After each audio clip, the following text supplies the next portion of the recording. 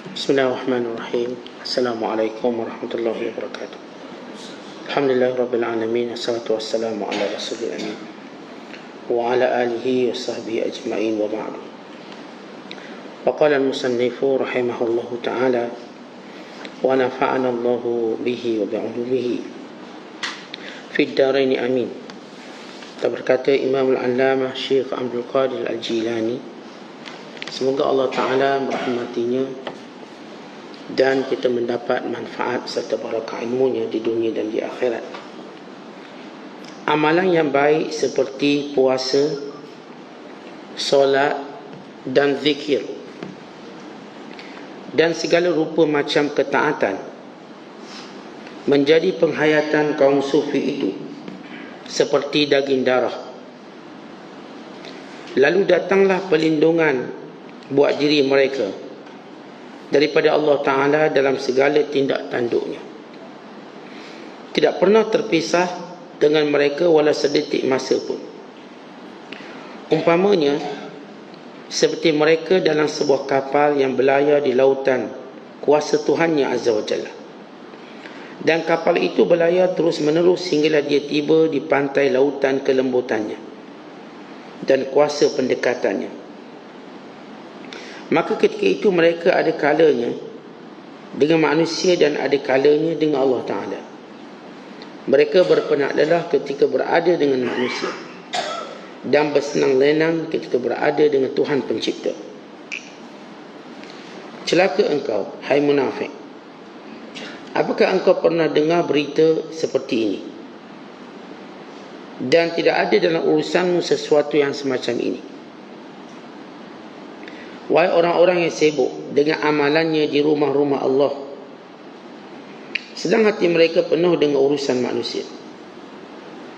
Kamu semua tidak pernah mendengar jeritanku kepada kamu. Kalau begitu, kamu semua pekak. Bangun segera dan datang kepadaku. Tidak mengapa, aku tidak menghukum kamu kerana keburukan adab dan kelakuan kamu. Tetapi aku berlembut kepada kamu dengan kelembutan Allah dan keizinan daripadanya. Jangan kamu lari dari kata-kataku yang kasar ini, kerana semua itu bukan daripadaku. Aku hanya berkata-kata dengan izin siapa yang membolehkan aku berkata-kata itu. Wahai kaum sufi itu sentiasa menyambung siang dengan malamnya pada peribadatannya terhadap Allah Azza wa Jalla. Dan dalam pada itu mereka tetap berada di atas tumit takut dan terjaga-jaga dengan penuh adab terhadap Allah Ta'ala. Mereka takut dari keburukan akibat kerana tidak tahu tentang ilmu Allah dalam takdirnya buat diri mereka dan akibat, yakni penamat urusan mereka. Sebab itulah mereka sering sambung siang dengan malam dalam keadaan sedih dan pilu campur tangis di samping melazimkan solat, puasa, haji dan semua ketaatan. Mereka ingat kepada Tuhan mereka dengan hati mereka dan lidah mereka. Dan nanti bila mereka sampai di akhirat, mereka diberikan tempat dalam syurga.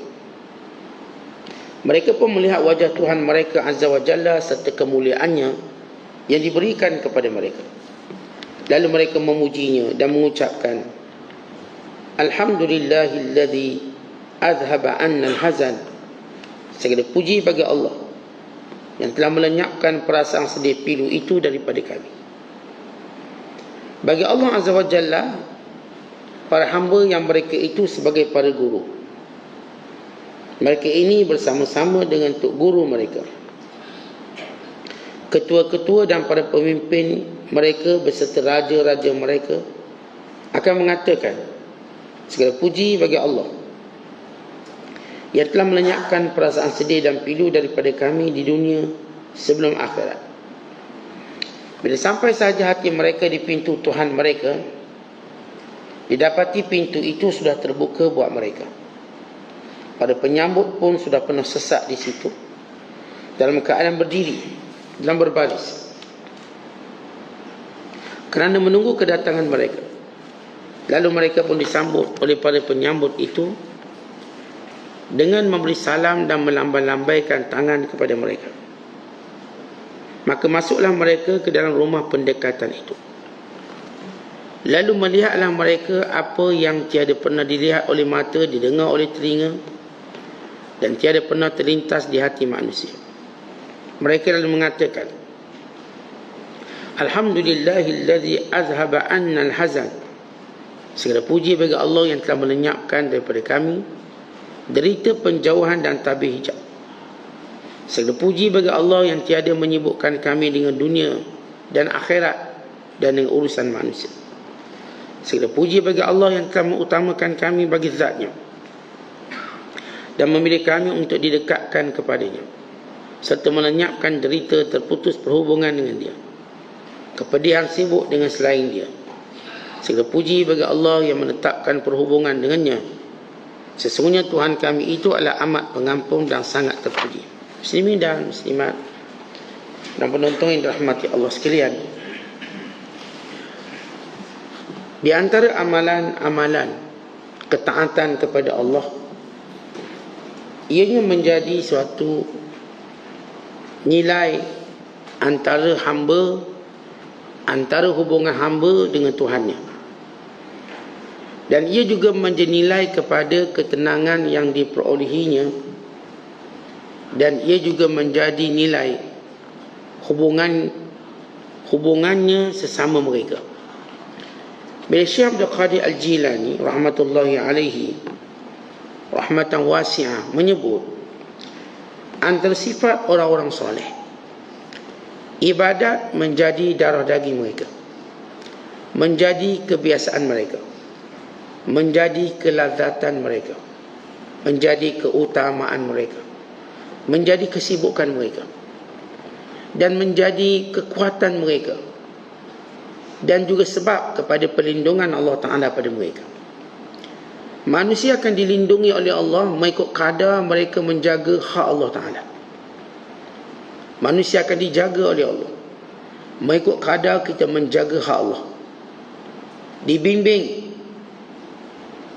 dipelihara, diberi kurnia, semuanya mengikut keadaan bagaimana hubungan mereka dengan Allah. Dalam hadis Nabi bersabda, ihfazillaha yahfazka, ihfazillaha tajidillaha tujahaka. Kamu jaga Allah, maka Allah jaga kamu. Kamu jaga Allah, Allah sentiasa berada bersama kamu. Kalau kita melihat dari sudut kecenderungan manusia, mereka akan menghabiskan masa mereka pada apa yang mereka suka, dan mereka akan menghabiskan masa mereka pada apa yang mereka fikirkan boleh beri manfaat pada mereka, dan mereka akan habiskan masa mereka pada perkara yang mereka rasa boleh menjadikan mereka mulia, dan mereka akan menghabiskan masa mereka pada perkara yang mereka rasa mereka akan terpelihara daripada keburukan tertentu. Walau kita tahu bahawa tidak kita mendapati semua itu melainkan bila mana kita menjaga hubungan dengan Allah. Ada orang masanya banyak dengan manusia sebab dia rasa manusia boleh jaga dia, rupa-rupanya meleset. Tak ada pun manusia boleh jaga orang. Bahkan manusia serabut boleh jaga orang. Kita sakit 2 hari bolehlah orang jaga. Sakit 2 tahun, 3 tahun, orang pun serabut. Orang pun rasa beban menjaga kita. Kita kalau minta tolong sekali-sekala, manusia okey. Banyak kali minta tolong, manusia pun serabut dengan kita, bosang dengan kita. Kan itu sifat manusia. Manusia ini walaupun zahir kita nampak kita boleh berpaut, kita boleh bersandar, kita boleh berharap, tetapi tidak setinggi yang kita harapkan, tidak seteguh sandaran yang kita mampu buat. Terasa nak menyandar dengan manusia, bolehlah sandar sekejap, kelak sandaran itu akan runtuh. Terasa kita nak gembira dengan manusia, bolehlah gembira sekejap, ketawa 3-4 jam, lepas tu kita akan berduka cita. Oleh sebab itu para pilihan Allah, para salafus salih, para ulama, bahkan sebelum itu para Nabi alaihimussalatu wassalam, Allah Ta'ala sibukkan mereka dengan ibadat. Allah sibukkan mereka dengan ketaatan, sehingga ketaatan itu menjadi kelazatan mereka, sehingga ketaatan kepada Allah menjadi kesibukan mereka, sehingga ketaatan pada Allah itu menjadi kerehatan mereka. Ketika mana orang lain berehat dengan dunia, mereka berehat dengan akhirat. Ketika mana orang lain berehat dengan kelalaian, mereka berehat dengan ketaatan. Ketika mana orang cuba cari gembira dengan maksiat, mereka gembira dengan taat. Mereka telah menjadikan ibadat-ibadat sebagai darah daging mereka. Sembahyang sebagai contoh, menjadi darah daging mereka, bukan menjadi bebanan, menjadi kebiasaan, menjadi keseronokan, menjadi kelazatan, menjadi kebahagiaan, ketenangan. Sebab itu Nabi SAW berkata kepada Bilal, "Ya Bilal, arihna bis salah." Wahai Bilal, kita berehat dengan solat. Nabi menamakan solat itu sebagai kerehatan. Rehat. Kalau orang macam kita, kalau berehat, tidur, berehat. Kita nak berehat ni, tidur. Kita nak berehat ni, maka kita pun makan, minum. Kita nak rehat ni, maka kita pun main-main atas nama rehat. Tapi Rasulullah ajar rehat yang sebenar. Kerehatan yang sebenar yang melibatkan fizikal dan rohani. Sebab kalau kita cuba rehatkan fizikal saja, rohani kita rosak. Ada orang yang mungkin nak tidur je, maka dia akan rosak. Ada orang yang cuma nak makan je, maka dia akan rosak. Ada orang yang cuma nak berjalan je, maka dia akan rosak. Kerana keseimbangan yang ada dalam manusia, kita ada fizikal, kita ada rohani. Maka kelihatan yang sebenar yang melibatkan sekali kerohanian kita. Dan sebenarnya jani atau sudut rohani, bila mana ia lebih kuat, ialah yang merehatkan badan. Berbanding sudut fizikal, kalau dia kuat, dia tak boleh merehatkan rohani kita. Maksudnya, kalau dalam hidup kita, tuan-tuan, perkara-perkara kerohanian ini lebih banyak. Ia mampu merehatkan badan kita dan segala masalah badan kita. Tapi kalau sekiranya perkara-perkara jasmani itu banyak, perkara fizikal itu banyak, dia tak mampu merehatkan rohani kita. Ni orang buat aktiviti kehidupan dunia. Ambillah, kalau 24 jam atau 8 jam dia tidur, ni 10 jam untuk aktiviti dunia. Dan dia ada 2 jam untuk aktiviti akhirat, sembahyang 5 waktu, sikit dengar kuliah. Baik, apakah 2 jam yang dia peruntukkan untuk kerohaniannya mampu menanggung ataupun mampu untuk mengamankan fizikalnya? Jawapannya tak mampu. Sebab jani ataupun ruang roh tadi mesti lebih kuat daripada fizikal. Bukan fizikal tu lebih kuat. Ambil contoh, bila seorang pergi perang, apakah fizikal yang kuat lebih utama atau kerohanian yang lebih utama? Apa kita nampak orang yang tubuhnya kecil, yang lebih kurus, ternyata dia lebih berani daripada orang tubuh besar, yang tubuhnya kuat. Kenapa? Kan di situ ialah jani rohani. Sebab itu bila Rasulullah menyediakan bala tentera, Nabi SAW tidak menyediakan pengkhususan atau kita katakan penekanan pada janib ke perkara bersifat fizikal. Cari tentera yang tubuh tinggi macam ni, badan besar, tidak. Tapi Nabi tekankan roh kerohanian. Bercerita tentang syurga, tentang kelebihan dan pahala. Maka sebab itu tentera Islam menang. Tentera Islam menang bukan kerana fizikal, tapi kerana kekuatan kerohanian mereka. Sebab itu kata seorang pemimpin Islam di hadapan pemimpin Rom, pemimpin Parsi, kami membawa tentera yang cintakan mati sebagaimana tentera kamu yang cintakan hidup. Kami bawa tentera yang cinta mati sebagaimana tentera kamu yang cinta hidup. Mana kalau tentera kamu yang Parsi suka nak hidup, tentera kami suka untuk mati. Dan bayangkan bila berperang dengan 2 kelompok, satu cintakan mati, satu lagi ialah cintakan hidup, siapa yang akan menang? Yang ni cedera sikit dah takut, sebab mengganggu kehidupan dia. Yang ni cedera sikit, dia rasa nampak makin dekat untuk dia mati, untuk mendapat perolehan di sisi Allah. Baik, ini secara umum. Bila kita lihat hari ini, orang yang menekankan jani ataupun ruang fizikal lebih kuat, maka dia akan gagal. Tapi bukan bermaksud kita katakan penekanan kerohanian sehingga mengabaikan fizikal. Sebab pada badan kita ada hak dia. Rasulullah SAW mengajar kita ada adab tidur, kan itu ada hak badan. Ada adab makan, ada adab minum, ada adab dengan isteri, dengan suami, dengan anak-anak. Kan itu adalah hak yang perlu kita laksanakan. Namun penekanan, kesungguhannya pada perkara yang bersifat ibadat khususi. Ibadat khusus, sembahyang, puasa, hajinya, umrahnya, jihadnya. Kita dengan bahasa mudah kita sebut bekalan akhirat. Siapa pun bila kata saya nak banyakkan bekalan akhirat, maka orang dah faham apa maksud dia. Tak ada orang kata saya ni nak banyakkan bekalan akhirat, lepas tu nak ke mana tu? Nak ke pasar lah, cari bekalan akhirat. Tak mungkin orang faham benda tu. Maka bila kita maksudkan bekalan akhirat, maka kita melihat amalan yang paling afdal sekali ialah solat. Sama ada solat itu kita perbanyakkan atau kita panjangkan. Kita kualitikan dia dengan panjangnya atau kualitikan dia dengan banyaknya. Dan kesemuanya ini dilakukan oleh para salafus soleh. Dilakukan oleh Nabi sallallahu alaihi wasallam. Kita lihat bagaimana Aisyah radhiyallahu taala anha menceritakan ibadat solat Rasulullah. Bila Nabi selesai solat Isyak, Nabi masuk ke rumah, Nabi terus melakukan qiyam sehingga subuh.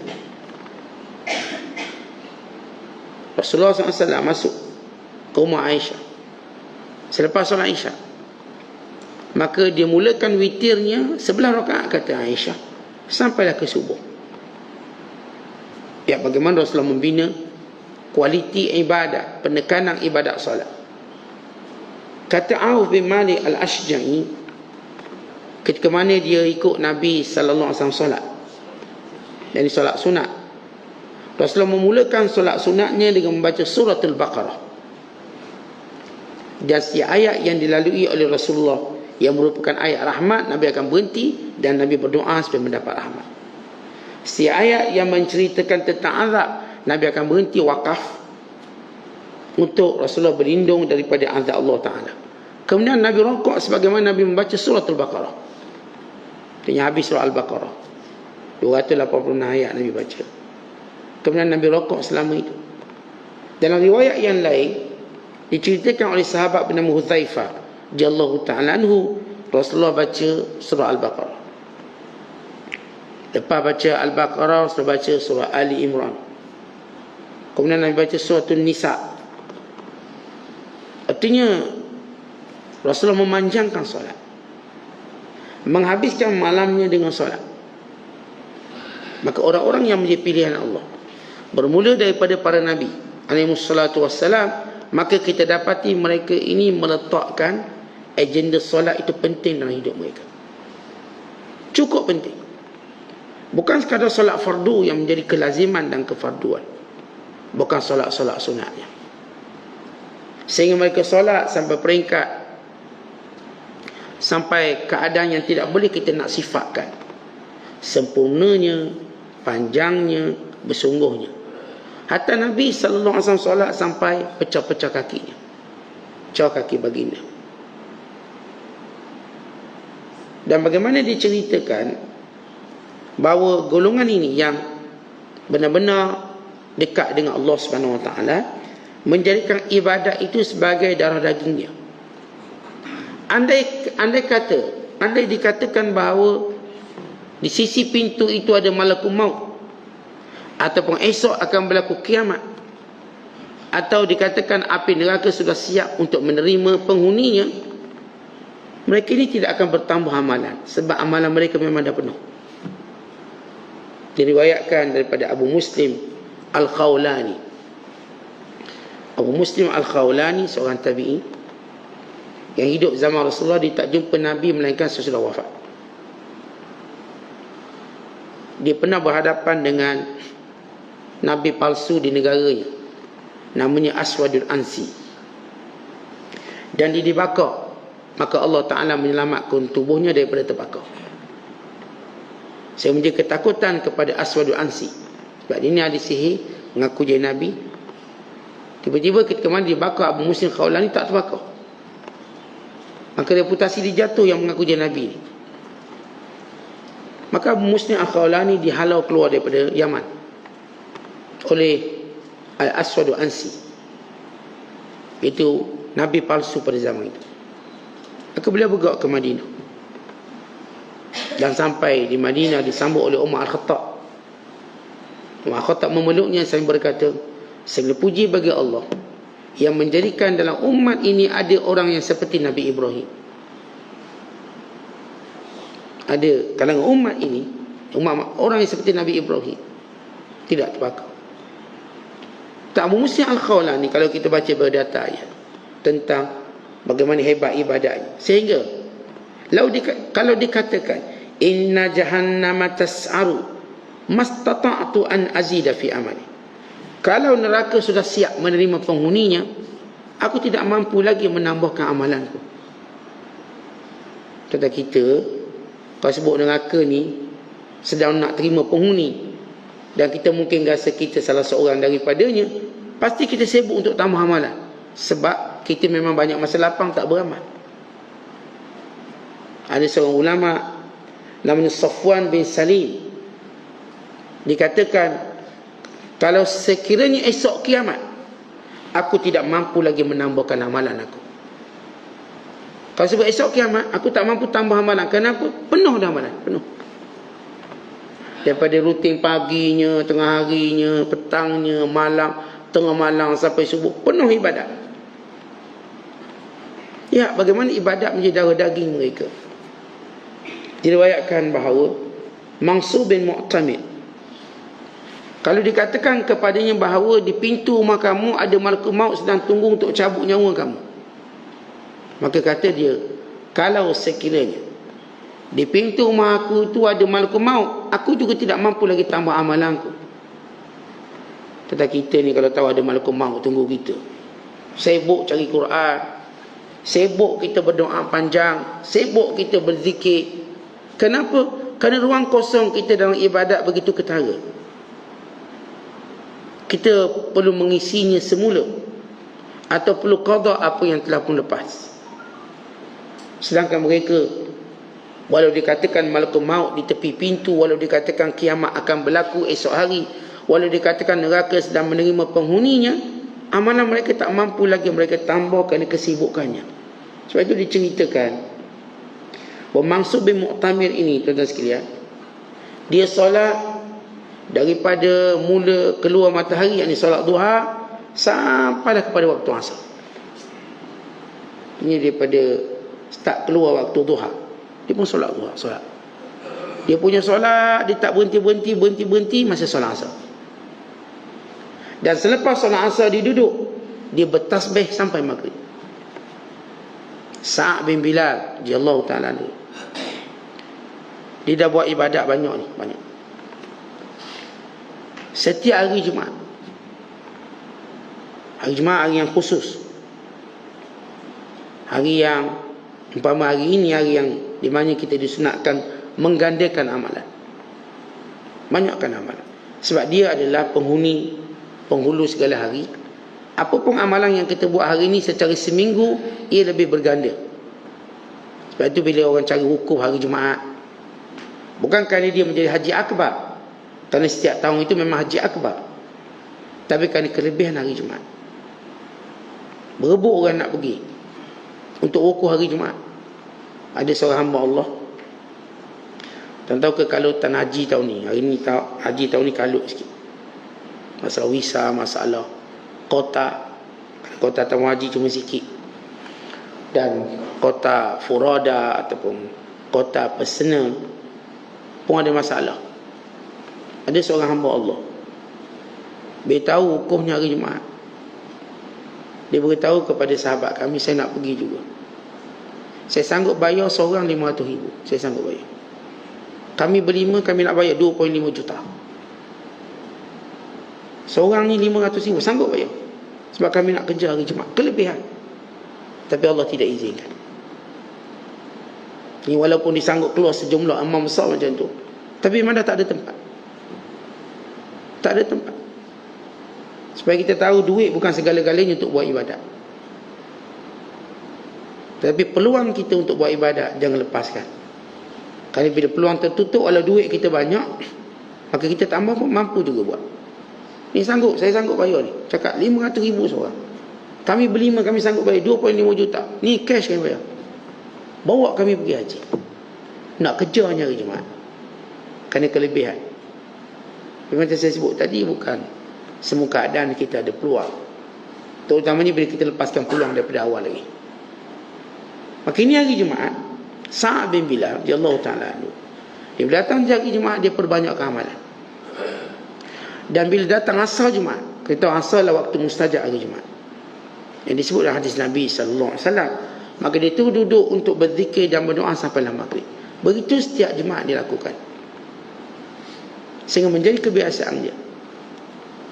Dan salah seorang daripada ulama sezaman dengan Imam Malik, namanya Imam Ibn Abi Dhi'bin. Ibn Abi Dhi'b, bagaimana kehebatan dia dalam ibadat, kesungguhan dalam ibadat, sehingga dia menghidupkan malam seluruhnya.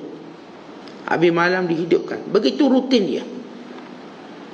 Ketika mana ada orang lain rutinnya berhibur sepanjang malam. Tetapi bila kita cerita kesungguhan ibadat pada orang-orang terpilih, orang-orang soleh, orang-orang yang Allah Ta'ala berikan kepada mereka kelazatan dalam ibadat, orang-orang yang Allah Ta'ala pilih untuk sentiasa menyebut dan mengagungkan Allah Subhanahu Wa Ta'ala, lalu kita akan dapati ada yang berlawanan dengan mereka, itu ahli maksiat. Kalau sekiranya ahli maksiat dia boleh buat maksiat 24 jam, maka di sana ahli taat yang boleh buat taat 24 jam. Kalau di sana ahli maksiat yang boleh berhibur puluhan jam, ni kita dengar bila dia orang ambil pil ekstasi, dia boleh menari 8 jam tanpa henti, non-stop. Dengar kesan pil ekstasi, dia orang menari, nyanyi di tempat tertentu. Dia makan ni, kalau dia makan lepas maghrib atau lepas isyak, dia terus berjaga sampai subuh untuk menari. Maka di sana ada hamba yang lebih hebat pada itu, yang sepanjang malam mereka berhibur di sisi Allah dengan zikirnya, dengan munajatnya, dengan doanya, dengan solatnya, dengan istighfarnya. Mereka menghabiskan malam dan mentaati Allah. Ada orang kata, Ustaz, iya ke Ustaz qiyamul lail sepanjang malam? Kalau kita tanya pada awak, percaya tak ada orang berhibur sepanjang malam?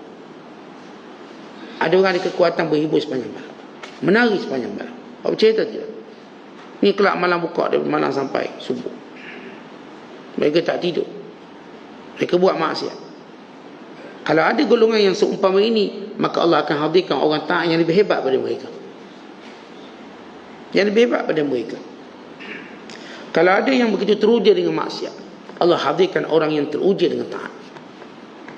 Maka mereka ialah golongan-golongan pilihan Allah Subhanahu Wa Ta'ala, yang ibadat mereka, kesibukan ibadat mereka, kalau dikatakan ada malakul maut, nyawa mereka dah nak habis, kiamat dah nak berlaku, mereka tak mampu lagi tambah kerana banyaknya ibadat. Kita baca kisah Hammad bin Abi Salamah radhiyallahu ta'ala anhu. Hammad masanya sibuk dengan ibadat. Kata para ulama, waktu mana kami menziarahinya, kalau ia memang waktu dekat dengan solat, mereka dia solat, atau dia sedang membaca, atau dia sedang menulis, atau dia sedang mengajar, sehingga kami tak tahu mana masa dia kosong. Tetapi hari ini kita tengok kesungguhan kita dalam ibadat menurun. Bukan banyak kita cuai dalam pelakuan ibadat-ibadat yang mudah, jangan kata ibadat yang lebih memerlukan kepada komitmen kita. Ibadat-ibadat mudah pun kita gagal buat, kerana kita ada penyakit wahan atau penyakit waham. Apa itu waham? Tentang penyakit yang kita rasa kita sibuk olah tak sibuk. Rasa macam tak dan. Setiap kali kita bercakap tentang hal akhirat, dia kata tak dan, tak sempat, sibuk. Rasa sibuk tapi tak sibuk, tapi dia disibukkan. Tentang kena beza orang sibuk dengan orang disibukkan. Kebanyakan manusia tidaklah sibuk, tetapi lebih disibukkan. Kenapa? Bila mereka meninggalkan Allah, maka mereka disibukkan urusan tu. Saat saya sibuk nak meeting tu meeting, dah duduk meeting dapat apa? Tak dapat apa, meeting je. Ni nak jumpa orang ni pula start projek ni minjam. Dapat tak? Tak dapat. 100 orang dia jumpa, 100 tak dapat projek. Tapi sibuk dia. Sibuk saat nak naik ke airport, naik itu pula. Habis orang dapat apa? Tak dapat apa. Tak tahu arwah tengah jalan. Masalah orang manusia hari ni, mereka disibukkan. Kenapa? Bala kerana mereka melalaikan ibadat mereka pada Allah. Maka mereka seperti Allah tak bagi mereka masa. Walau pada benda-benda mudah mereka tak boleh buat. Tuan-tuan sekalian, kita tengok Nabi SAW, orang paling sibuk dalam dunia, Rasulullah. Cukup kita tengok satu aspek saja. Rasulullah punya isteri yang ramai, cukup. Sebab kalau kita tanya orang bujang, lapang, apa maksud kita tak ada bini. Dia ada bini, dia seorang dia mula sibuk. Sibuk sah. Orang mau ajak beli lansir pula. Orang mau ajak beli lauk pula. Dia mula rasa sibuk. Itu seorang orang rumah. Kalau dia ada 2 orang rumah, sibuk. 3, lebih pada tu, sibuk. Sebab bila mana kita ada pasangan, automatik kita akan sibuk. Perempuan dia bujang, okey, dia tak sibuk. Waktu dia mula kahwin, dia mula sibuk. Nak masak, kemah rumah, jaga anak, dia mula sibuk. Waktu bujang tak sibuk. Baik, bila kita tengok, bila kita ada pasangan, kita sibuk. Itu normal. Mana-mana manusia. Siapa pun dia ada pasangan, dia akan kata saya mula sibuk. Saya dah ada suami, saya dah ada isteri. Campur pula dah ada anak.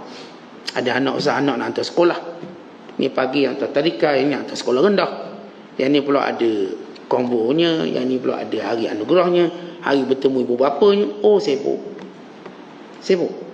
Rasulullah SAW punya isteri yang ramai. Cukup kita tahu baginda sibuk. Tapi bagaimana ibadat Rasulullah? Tidak terkalahkan. Tambah aspek kedua. Kerana orang paling sibuk bila dipegang jawatan pemimpin. Kita kadang jadi AJK je, sibuk tak menentu. AJK tak sibuk. AJK dia masih sibuk tak boleh menang tangan. Projek AJK kira-kira duit je. Bukan selalu kira duit, tapi dia rasa sibuk. Kena mesyuarat ni, sebab saya AJK, saya mesyuarat. Dah mesyuarat 2 bulan sekali, tapi rasa sibuk. Rasulullah SAW pemimpin tertinggi sekali. Dan pemimpin bagi negara yang baru dibangunkan. Kita dapat bayangkan kalau negara itu baru nak bangun, sibuk. Nak uruskan tentera, nak uruskan rakyat, nak uruskan ekonomi, nak uruskan masalah sosial. Ini Nabi SAW, pemimpin Madinah. Campur pula ancaman daripada keliling musuh-musuh baginda. Dan Nabi ialah ketua jeneral, ketua perang. Tuan-tuan, kita tahu perang ni benda paling sibuk. Banyak negara buat persiapan puluhan tahun untuk berperang beberapa hari. Tengoklah China, dia dah bina kekuatan tenteranya puluhan tahun. Daripada tahun 1080 dia bina tenteranya lebih drastik sehingga sekarang. Tapi belum perang, dah bina tentera. Kerana mereka tahu perang amat menyibukkan. Yang dah bersedia lama pun belum tentu dapat bertahan 3-4 hari perang. Nabi SAW sentiasa dalam mood perang. Bagaimana sibuk Rasulullah? Mood perang, bayangkan. Setiap detik. Ancaman Rom, ancaman Parsi, musyrikin Mekah, munafik. Dikelilingi oleh musuh pelbagai. Sibuk tak Rasul sibuk. Tapi lihat ibadat Rasul tak terkalah.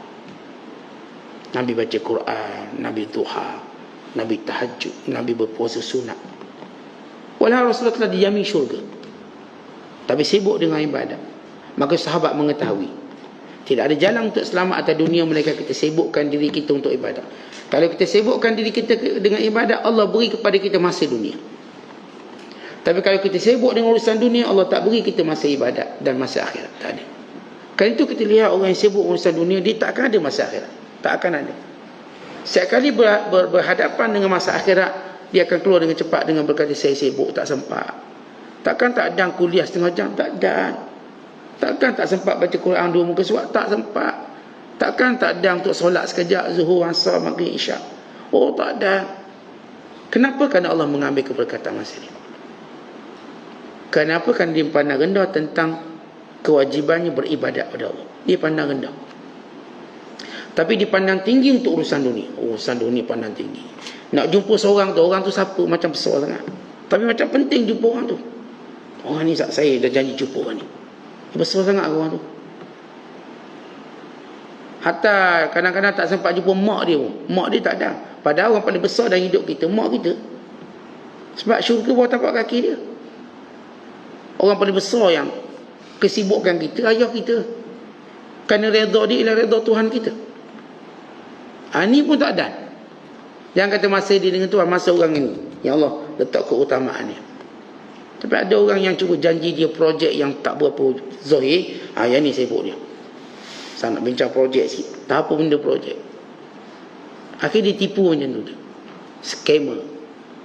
Kata orang yang ditipu dari dunia ini. Sebab mereka tak beri masa akhirat mereka pada Allah dengan sebenar. Sehingga Allah tak jaga mereka. Allah biarkan mereka dengan akibat dunia yang mereka cuba iltizam dengannya. Tetapi siapa pun iltizam dengan masa akhirat, dia tak akan dapat akibat yang buruk. Melainkan akibat yang baik. Akibat maksudnya kesudahan. Akibat ni bahasa Arab. Maksud akibat-akibat apa dia? Kesudahan. Akibatnya, kesudahannya. Awak buat macam ni, akibatnya macam ni. Ini kesudahan macam ni. Seorang yang meletakkan masanya untuk akhirat, secara automatik Allah lapangkan masa dunianya. Tapi seorang yang meletakkan masanya untuk dunia, Allah akan sempitkan masa akhirat. Sebab innallaha la yagharu, Allah itu maha cemburu. Apa maksud cemburu? Marah. Marah bila hambanya menilai sesuatu bukan dengan caranya. Tuan-tuan kita, kalau tuan-tuan beli kasut mahal, tiba-tiba orang kata murah, tuan-tuan marah tak? Saya beli kasut ni dekat sekian negara, kasut kulit ni harga dia RM8,000. Yang dia kata RM8 je. Kita marah. Pergi cari mana RM8? Kita beli kasut RM8,000 ni. Kita beli sesuatu yang bernilai. Emas ni kita beli. Orang kita beli emas. Orang tanya, Mek berapa harga emas? Ni harga dia RM30,000. Alah, itu emas Zuliyang saya nampak. Ni harga RM300. Marah kita. Sebab harga dia RM30,000 yang kamu kata RM300 sebab apa? Marah. Kita macam mana orang yang letak dunia harganya lebih tinggi pada akhirat. Wal akhiratu khairun wa abqa. Akhirat itu lebih baik dan lebih kekal. Tiba-tiba datang seorang dia kata dunia itu lebih mahal pada akhirat. Kita marah. Dan kita kesian. Bukan sekadar kesian kerana kebodohan dia. Dan kita marah kerana dia silap nilai. Apa terjadi? Allah yang menciptakannya. Ya Allah marah setiap kali bila hamba meletakkan dunia lebih tinggi pada akhirat. Maka Allah jadikan dunia itu akibat dia. Ada orang dia letak perempuan dia yang lebih utama. Isteri dia lah lebih utama. Habis duduk masa dengan perempuan dia, isteri dia. Akhirnya si isteri ni membenci dia. Tanpa sebab benci dia, lari dengan lelaki lain. Dah teruk dah dia. Ada pula yang letak masanya untuk anak-anak. Akhirnya anak dia derhaka pada dia. Kecewa hidup dia. Duk bela, duk tatang minyak penuh.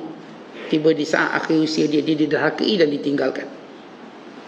Dia beri segala dunia pada anak dia ni. Duit dia, harta dia. Last sekali anak dia derhaka pada dia. Hantar dia rumah orang tua.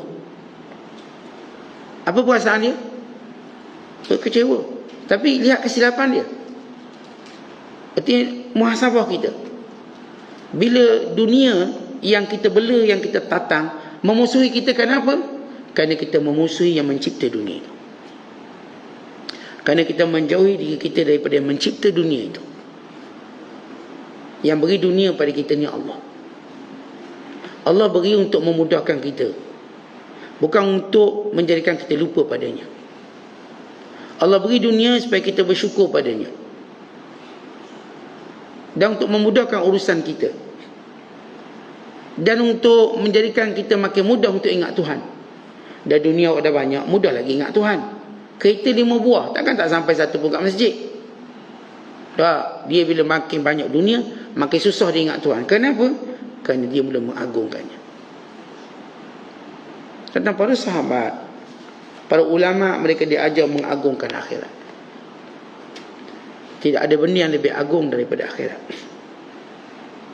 Sentiasa syiar mereka wal akhiratu khairun wa abqa, bahawa akhirat lebih baik dan lebih kekal. Kerana itu kesungguhan mereka pada hal akhirat. Bila datang perang, lihat mereka meninggalkan semua perniagaan, pergi perang. Ini Abdul Rahman bin Auf, orang paling kaya dan jutawan. Akhir tempang kakinya ke sang peperangan. Dia tak pernah rasa kecewa atau rasa malu, kerana tempangnya disebabkan dia berjuang pada jalan Allah. Tak ada rasa malu. Ini Talha bin Ubaidillah, patah gigi depannya, rongak dia. Maka dia tak pernah malu kerana rongak depan. Kerana rongak depan ni kerana dia membela agama Allah. Dalam peperangan Uhud, dia menggunakan giginya untuk menarik panah yang menerjah ke baju besi Nabi SAW. Dia tarik sekuatnya sehingga patah gigi. Panah tu dicengkam masuk. Tarik tangan tak kuat, tarik gigi. Talha tarik gigi sampai jadi ahtam, rongak depan. Ditarik satu lagi. Rasulullah, baju besi Rasulullah masa dalam peperangan Uhud, Nabi pakai 2 baju besi. Dan 2 panah melekat di tepi ni, panggil wajnah ataupun tepi sudut baju besi. Bila tentera kafir berjaya menguasai gunung pemanah atau dipanggil Jabal Rumah, dan yang pertama dipanah oleh Rasulullah sallallahu alaihi wasallam. Dia nampak Nabi di atas dipanah. Dan 2 panah itu mengenai kedua baju besi Rasulullah SAW. Maka sahabat yang Talha menggunakan giginya bagi mencabut panah yang menerjah di baju besi Rasulullah. Ditarik kuat sampai patah gigi. Ditarik satu lagi sampai patah gigi. 2 rongak jongang ni. Ni 2 rongak gigi dia tak ada. Tapi dia menjadi cantik sebab dia melaksanakan bagi menjaga agama Allah. Ya, apa yang mereka lakukan? Fizikal mereka untuk agama Allah. Bukan untuk nafsu mereka, bukan untuk syahwat. Untuk agama Allah. Sebab itu mereka tak takut bila badan mereka 80 tikaman ke berapa tikaman kalau mereka membela pada jalan Allah SWT. Ini Khalid Al-Walid. Di badannya tidak ada satu pun kawasan melainkan dipenuhi dengan parut. Dipenuhi dengan luka kesan tombak atau panah atau pedang. Badan Khalid Al-Walid, semua sisi sudut ada kesan panah, kesan tombak, kesan pedang, semua ada. Kemana ahli maksiat dia berbangga setiap inci tubuhnya penuh dengan tatu. Bangga kerana badannya penuh tatu, bangga. Maka lihat bagaimana ahli akhirat, setiap incinya penuh tanda-tanda dia berjuang pada jalan Allah. Berjuang pada jalan Allah. Kerana itu kita perlu buat ibadat sehingga ibadat jadi darah daging kita, kebiasaan kita. Yang mungkin kita tak mampu dengar cerita orang yang qiyam sepanjang malam, membaca Al-Quran beberapa kali khatam dalam satu hari, yang berpuasa, melainkan hari-hari yang diharamkan, orang-orang yang berzikir dengan puluhan ribu kali. Mungkin kita tak mampu buat macam mereka, tapi kita biasakan diri kita untuk ibadat. Biasakan diri kita untuk ibadat, dan biasakan diri kita untuk membuang segala alasan untuk tidak beribadat, sehingga apa yang kita buat jadi seronok. Sebab itu kata ulama, lakukan sesuatu sehingga kamu rasa gembira dengannya. Sebab seorang tidak akan memperoleh istiqamah, takkan, sehingga dia merasakan apa yang dilakukannya lazat. Contoh kita kalau semayang tahajud atau semayang sunat duha, buat sampai rasa lazat, barulah kita boleh istiqamah. Boleh istiqamah. Tapi kalau kita tak rasa lazat tadi, kita tak akan dapat istiqamah. Sebab itu ulama membincangkan tentang lazzatul ibadah,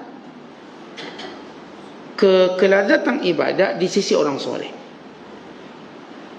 Sama ada kelazatan ibadat yang dilalui oleh Nabi SAW, yang dilalui oleh para sahabat, para tabi'in, seterusnya para ulama sehinggalah zaman akhir kita ini. Kerana mereka buat ibadat sehingga rasa lazat. Kita tuan-tuan tak buat ibadat dengan lazat, tak sempat rasa lazat, kita dah tinggalkan. Oleh sebab itu kita perlukan kesungguhan untuk mendapat kelazatan supaya kita mampu istiqamah. Jadi kalau nak istiqamah, orang kata ustaz kena mujahadah. Betul, mujahadah tu asas untuk istiqamah. Tapi kalau dia tu mujahadah, dia belum dapat kelazatan, dia pasti akan tinggalkan. Dia umpama begini tuan-tuan, kalau kita cerita tentang hubungan suami isteri. Hubungan suami isteri bila masuk 10 tahun, 15 tahun, 20 tahun kita kahwin, kita struggle untuk pertahankan kelazatan rumah tangga. Mula-mula kahwin mana zat lah. Ni lepas puluhan tahun. Maka ada ujian ni. Orang yang faham, orang yang tahu kewajibannya, dia akan mujahadah. Macam mana saya nak jaga rumah tangga saya? Dia mesti mujahadah sampai dia rasa balik lazat macam mula dia kahwin. Maka barulah dia akan kekal. Kalau dia cuba-cuba tak rasa juga, akhirnya saya dah tak rasa apa dah. Maka itu yang menyebabkan keruntuhan rumah tangga ni. Tak mungkin orang yang rasa lazat dalam rumah tangga meruntuhkan rumah tangga. Orang-orang yang meruntuhkan rumah tangga atau berakhir rumah tangga kerana kelazatan dah hilang. Walaupun mereka berusaha buat, tapi tak ada kelazatan, tak ada keseronokan. Kalau itu kita dapat faham daripada rumah tangga. Demikian dalam ibadat. Kita tengok ada orang dia buat ibadat, akhirnya roboh ibadat dia. Maksudnya tinggal. Kenapa? Kerana dia tidak mengalami kelazatan dalam ibadat. Sebab itu bila kita sebut tentang halawatul iman, kemanisan iman. Kerana iman ini ada rasa dia. Demikian juga kelazatan ibadat, halawatul ibadat. Kerana ibadat ini ada manisnya. Siapa yang buat ibadat tanpa rasa manisnya, maka dia mesti tu buat sampai dia rasa manis. Umpama kita kacau air, tuan-tuan letak gula, tak manis. Apa tuan-tuan buat? Letak lagi gula. Letak lagi gula sampai manis. Akhirnya boleh kita minum. Perumpamaan dia. Kalau kita buat air tawar, lama-lama kita pun tak nak minum. Kita akan letak gula, letak sesuatu yang menjadi pemanis dia. Ibadat, kalau baca Quran belum rasa manis, buat sampai rasa manis. Zikir, kalau tak rasa manis, zikir sampai rasa manis. Berselawat pada Nabi sang-sang tak rasa manis, berselawat sampai rasa manis. Dan untuk mendapat kemanisan, dia memerlukan satu angka. Tetapi bila kita selawat pada Nabi SAW, tak mungkin sekali tuan-tuan sebut Allahumma salli ala Muhammad, tiba-tiba rasa manis. Tak mungkin. Tuan-tuan sebut. Sebab dia ada sampai garis point atau garis dia, kita akan rasa manis. Dia ada garisnya. Selawat mungkin sampai pada angka 1000 manis. Sama juga semayang.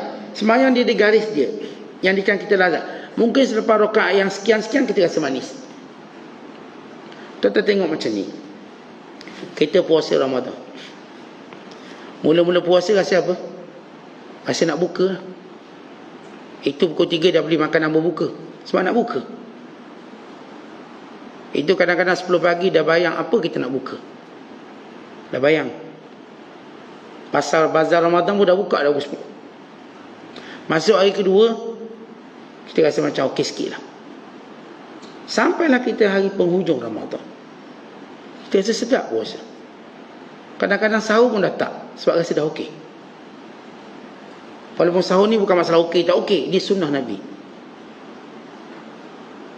Dia sunnah Nabi SAW. Sampai orang macam kita lah, orang macam saya dan macam tuan-tuan mungkin, habis Ramadan barulah kita rasa seronoknya puasa. Tapi dah habis ni, seronok. Sebab itu seronok tadi jangan berhenti, mereka kita tambah pula 6 hari. Kenapa disyariatkan tambah 6 hari? Supaya kita dapat buat ibadat sampai rasa lazat. Walau 6 hari tadi bukan lagi wajib, tapi sunat, rasa juga komitmen kita untuk buat, sehingga kita rasa lazat.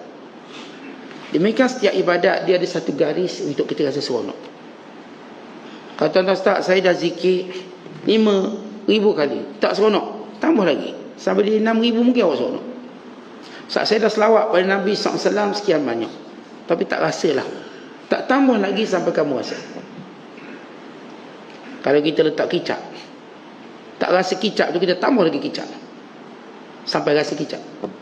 Kita kalau masak pedas, letak lada, tak rasa pedas, tambah lagi lada sampai rasa pedas. Akhirnya makanan tu pedas.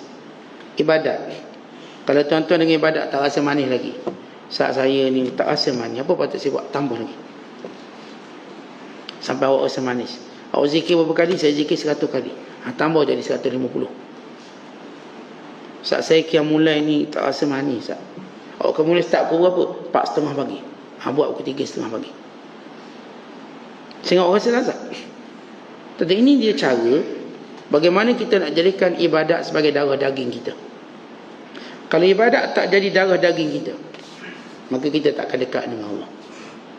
Dia Syekh Abdul Qadir dia beri satu perumpamaan. Dia kata apa?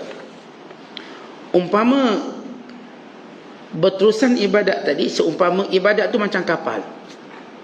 Kapal yang berlayar di lautan Allah Ta'ala. Kapal ini selagi mana dia bergerak, yang selagi mana ibadat tu dibuat, dia akan terus bergerak sampai dia berlabuh di pantai rahmat kelembutan Allah, sampai orang tu rasa nikmat ibadat. Sebab tu dalam Quran sebut apa? Wa'bud rabbaka hatta ya'tiyakal yaqin. Sembahlah Tuhanmu sehingga datang kematian. Unstop sampai datang kematian. Kan itu ada orang dekat nak kematian dia berapa bulan, dia mula rasa seronok ibadat dia. Ada orang dekat beberapa tahun sebelum kematian dia rasa seronok ibadat. Akhirnya dia dah jadi terbiasa buat benda tu dan dia mati dengan cara tu. Akhirnya kita dengar orang mati dalam zikir, kita dengar orang mati dalam solat, kita dengar orang mati ketika baca Quran, kita dengar orang mati ketika mana dia menyampaikan kebaikan, ceramah. Kita dengar orang mati ketika mana dengar ceramah. Semua itu kerana telah menjadikan kebaikan darah dagingnya. Kerana siapa yang beramal dengan sesuatu, dia akan mati dengan cara itu. Apa yang kita seronok dan hidup kita, dengan cara itu kita akan mati. Sebab itu perhatikan apa yang kita seronok. Saat saya seronok makan, bimbang waktu orang makan mati. Dia orang seronok sangat makan. Saya seronok qiyamul lail. Mudah-mudahan kau mati dalam qiyamul lail. Apa yang kita seronok dalam kehidupan kita, dengan itu kita akan dihabiskan atau ditamatkan kehidupan kita. Secara umum. Yang jenis seronok gatih basikal, dia mati gatih basikal. Dia seronok. Yang seronok main bola, dia mati pun tengah padang bola. Yang seronok main badminton, dia mati pun gelanggang badminton. Yang seronok buat benda tu, buat benda ni, dia akan mati mengikut keseronokan dia. Sebab tu perhatikan dengan apa yang kita seronok. Kalau saya seronok medan haji, hati-hati. Ni kalau orang seronok medan haji ni, kalau tua pun tangan dia bergerak lagi. Medan haji ni gerak, dia auto. Tapi kalau kita seronok dalam ibadat, hatta tengah kita sakit, ibadat tu jalan. Dia jadi auto jalan. Dia semayang. Ada sahabat kita, Masya Allah, bagus ibadat. Dia dengan sakit dia pingsan dah sakit, tak sedar diri. Tapi kata isteri dia, setiap kali azan dia akan sedar. Sebab itu yang paling diseronok mendengar azan. Setiap kali bunyi azan, dia akan sedar. Dan mengingatkan kita satu kisah seorang ulama yang bernama As-Sulami. As-Sulami rahmatullah alaihi tabi'in. Dia ni lumpuh macam stroke.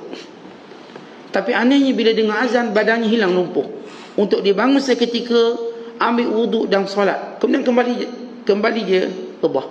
Ini kisah Imam As-Sulami, seorang tabi'in yang masyhur dengan ibadat. Setiap kali dia dengar azan, badan dia bertenaga. Sebab itu yang disuka. Macam kita tengoklah tuan-tuan, orang kalau sayang cucu, ni atuk sayang cucu, tengok sakit nampak cucu sihat. Tadi atuk macam sakit dah, aku tengok cucu sihat. Cucu balik dia demam balik, demam panas, darah tinggi naik balik. Cucu datang sihat balik. Sebab apa? Itu yang disuka. Itu yang paling dia seronok. Kata kita kena ikhtiar, biar benda yang paling seronok dalam hidup kita ibadat. Sebab kita tahu yang mendekatkan diri kita dengan Allah ialah ibadat. Siapa pun tahu, siapa pun bila kita kata pada dia, "Hei awak, kalau esok mati awak buat apa?" Tak ada kita dengar kalau dia ada iman, dia kata esok kalau saya mati, saya race kereta, saya pergi konvoi motosikal, atau saya pergi cari kedai mamak, kedai nasi kandahar, saya cari nasi ganja, nasi ketum untuk makan. Tak ada. Bila kita sebut je seorang tu, kita kata pada dia, kalau esok kau mati, dia terus berfikir untuk buat ibadat paling baik sekali. Kalau kita tahu itulah nilai ibadat, pengiring hari kematian kita, bekalang dalam kubur kita, bukan nilai kita di sisi Allah dan darjat kita. Bahkan ia adalah suatu kemuliaan yang Allah akan berikan dalam syurga dengan memandang wajahnya. Kenapa Allah izinkan orang ni pandang wajahnya? Kerana dia dahulu sentiasa berusaha beribadat pada Tuhannya. Kan dia sentiasa sembah Allah tanpa dia melihat Allah. maka Allah berikan kurniaan, hari ini kamu tak perlu sembah aku dengan maksud ibadat sembahyang dan puasa. Hari ini aku tunjukkan wajah. Dahulu mereka bersungguh beribadat tanpa melihat wajah Allah. Hari ini diangkat kewajiban ibadat daripada mereka untuk hanya mereka melihat wajah Allah. Maka mereka melihat wajah Allah dalam syurga. Oleh sebab itu tuan-tuan sekalian, kalau ingin melihat wajah Allah, maka di sini, di dunia, pada kesempatan ini, perbanyakkan ibadat kita.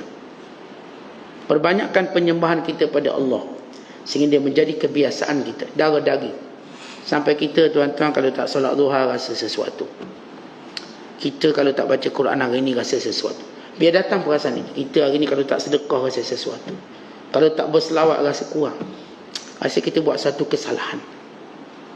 Kita rasa kalau kita hari ini tak menuntut ilmu, kita buat satu perkara yang bermasalah dalam hidup. Kalau kita dah rasa macam tu, maka syukur pada Allah. Kalau tuan-tuan ada perasaan macam tu, bila kita terlepas atau bila hampir dekat dengan ibadat yang patut kita buat, kita rasa terpanggil dan bertanggungjawab, maka bersyukur atas nikmat itu. Dengar je azan dan kepala kita letak komitmen, lagi aku tak sembahyang, aku tak akan rasa tenang. Dia sibuk macam mana otak dia fikir sembahyang, belum sembahyang ni, belum sembahyang. Sebab tu orang macam ni tak pernah lupa solat. Sebab bila dengar azan, dia macam alam ada untuk kata sembahyang. Kalaupun dia sibuk tapi otaknya sudah bersama dengan solat. Bila ada sikit je ruang, dia terus solat. Sama juga dengan ibadat-ibadat yang lain. Kita berdoa pada Allah supaya kita sentiasa bersungguh-sungguh dalam ibadat untuk kita mendapat merasakan kelembutan Allah SWT dan rahmatnya, dan supaya kita sentiasa dalam pemeliharaan Allah. Kerana dengan ibadatlah Allah pelihara kita. Dengan meninggalkan ibadat, maka Allah Ta'ala tak akan pelihara kita, tak akan jaga kita, tak akan bimbing kita, tak akan ilhamkan kita dengan yang baik-baik. Wallahu bissawab. Assalamualaikum warahmatullahi wabarakatuh.